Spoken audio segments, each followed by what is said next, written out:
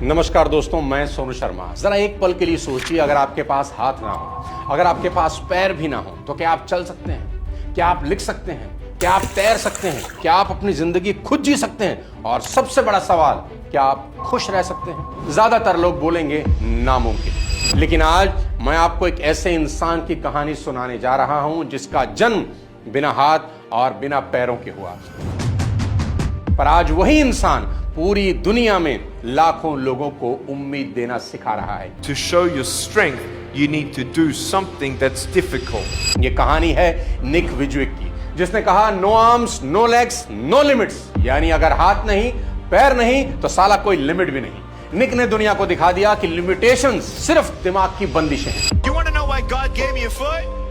Because the devil's my footstool. इस कहानी की शुरुआत होती है 1982 की उस सुबह से, जब ऑस्ट्रेलिया के मेलबोर्न इलाके के एक हॉस्पिटल में अचानक सन्नाटा छा गया। जब निक का जन्म हुआ तो वहां मौजूद डॉक्टरों की चीख निकल गई।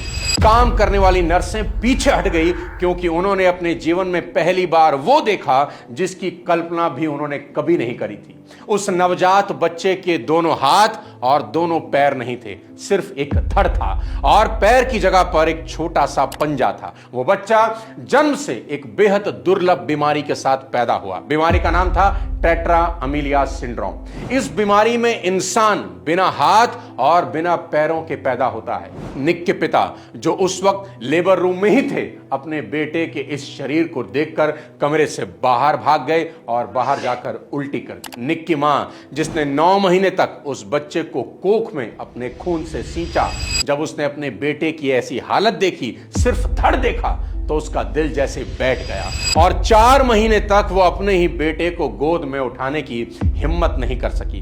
डॉक्टरों के पास इस बात का कोई जवाब नहीं था, क्योंकि पूरी प्रेगनेंसी बिल्कुल नॉर्मल थी।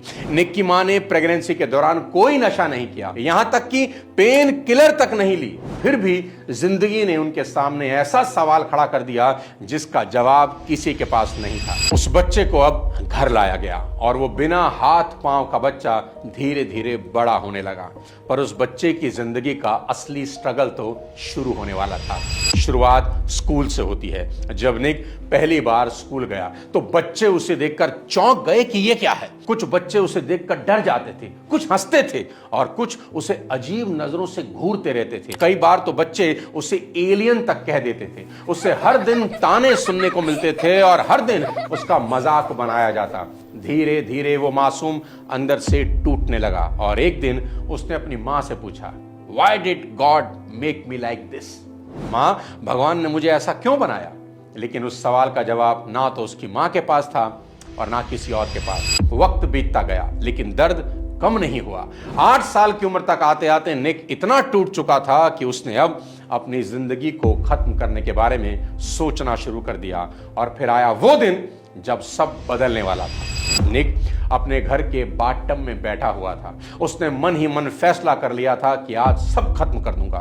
वो धीरे धीरे पानी की तरफ झुकने लगा, लेकिन उसी पल उसके दिमाग में अपने माँ बाप का चेहरा घूमने लगा। उसने सोचा, अगर मैं मर गया तो मेरे माँ बाप का क्या होगा? और निक ने अपना फैसला बदल दिया। और उस दिन पहली बार निक के मन में यह ख्याल आया कि शायद मेरी जिंदगी का कोई तो मकसद है।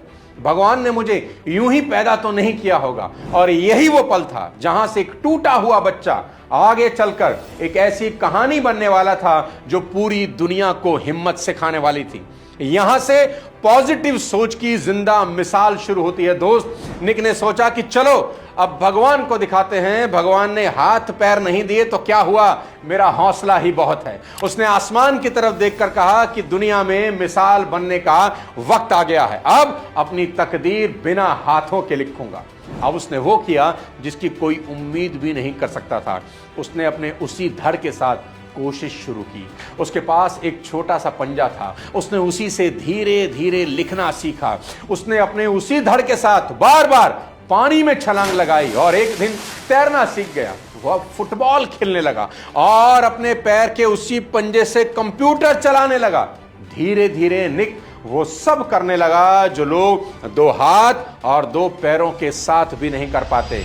और फिर एक दिन 17 साल की उम्र में निक को पहली बार उसी स्कूल में मोटिवेशनल स्पीच देने के लिए बुलाया गया जहां सभी बच्चे उसका मजाक उड़ाते थे। वो सिर्फ 10 मिनट बोला, लेकिन जब बोला और अपनी कहानी सुनाई तो सामने बैठे कई बच्चे और टीचर रोने लगे। उसके स्ट्रगल की कहानी ने सबके अंदर एक गजब का जोश भर दिया। एक लड़की उसके पास आई और बोली, निक, आज तक मुझे लगता था कि मेरी जिंदगी में बहुत मुश्किलें हैं, लेकिन आज तुमने मेरी सोच ही बदल दी। अब सुनिए हैरान करने वाली बात, 21 साल की उम्र में निक ने कॉमर्स और फाइनेंशियल प्लानिंग में 2-2 डिग्रियां हासिल करी। जरा सोच के देखिए, जिस इंसान के पास लिखने के लिए हाथ नहीं थे, उसने अकाउंटिंग जैसे मुश्किल सब्जेक्ट को अपने पैरों की उंगलियों पर नचा दिया। और आज निक दुनिया के सबसे महंगे मोटिवेशनल स्पीकर्स में से गिने जाते हैं। दुनिया उन्हें सुनने के लिए टिकट खरीद कर आती है। निक ने लाइफ विदाउट लिमिट्स और अनस्टॉपेबल जैसी किताबें लिखी, जिनका 30 से ज्यादा लैंग्वेजेस में ट्रांसलेशन हुआ। और 2010 इंडिपेंडेंस फिल्म फेस्टिवल में द बटरफ्लाई सर्कल में अपने दमदार एक्टिंग के लिए निक को बेस्ट एक्टर का अवार्ड मिला।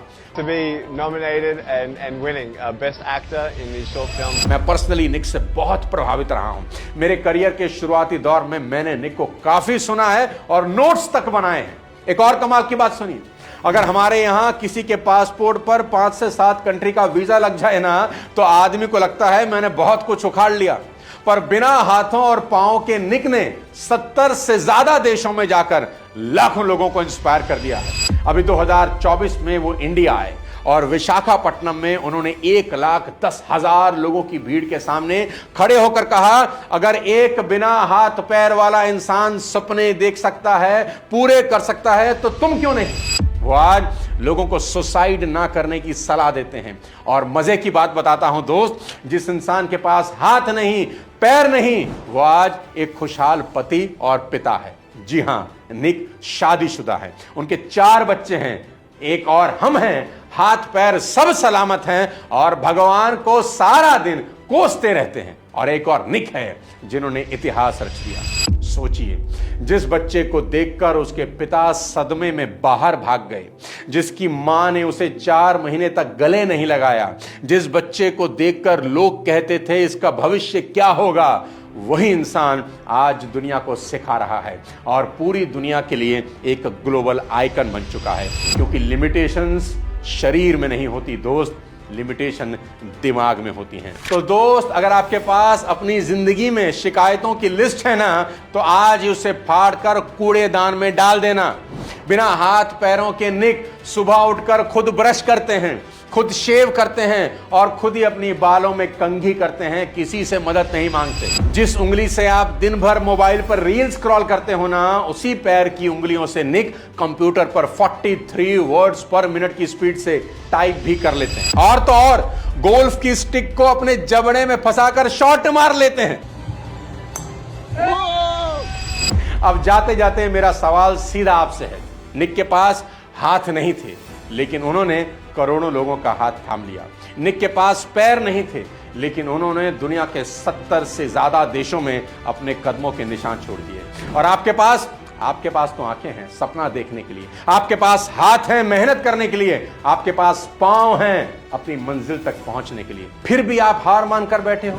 निक कहते हैं, if you can't get a miracle, become a one.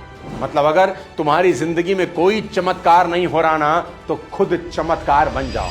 आज के बाद अगर आपने अपनी किस्मत को कोसा या अपनी किसी छोटी सी बीमारी, परेशानी या हालात को बहाना बनाया, तो याद रखना आप निक की उस हिम्मत का अपमान कर रहे हो। क्योंकि निक ने दुनिया को एक बात तो साबित करके दिखा दिया कि असली अपाहिज वो नहीं होता जिसका शरीर साथ ना दे, असली अपाहिज वो होता है जिसका दिमाग हार मान लेता है। इसलिए अपनी सीमाओं को तोड़ो, अपने बहानों का गला घोंट दो और आज ही खड़े हो जाओ अपनी जिंदगी की जंग लड़ने के लिए। क्योंकि अगर निक बिना हाथ बिना पैरों के पूरी दुनिया का हीरो बन सकता है, तो फिर आप तो भगवान की सबसे शक्तिशाली रचना हो। आखिरी में मेरी बात याद रखना कि ये इंपॉर्टेंट नहीं है कि आज हम क्या हैं और कैसे हैं, बल्कि ये इंपॉर्टेंट है कि भविष्य में हम क्या बन सकते हैं।